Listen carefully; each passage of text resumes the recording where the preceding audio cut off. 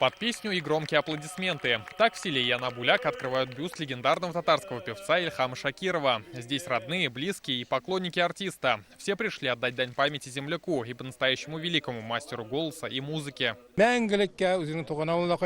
Так он навечно вернулся в свою родную деревню. Открытие бюста говорит о любви его народом. Он навсегда в наших сердцах. Певцов много, но таких, как он, не будет больше никогда. Мы с ним долго работали вместе. Ильхам Абый был очень разносторонним человеком.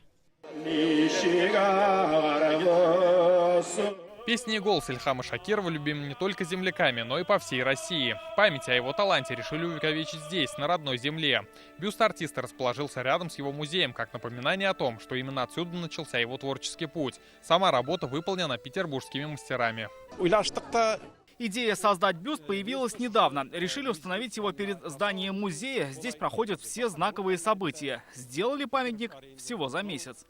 Планируется, что в селе Янабуляк отремонтируют клуб и будут проводить республиканские фестивали памяти артиста. Премию имени Ильхама Шакирова будут вручать начинающим талантам Татарстана.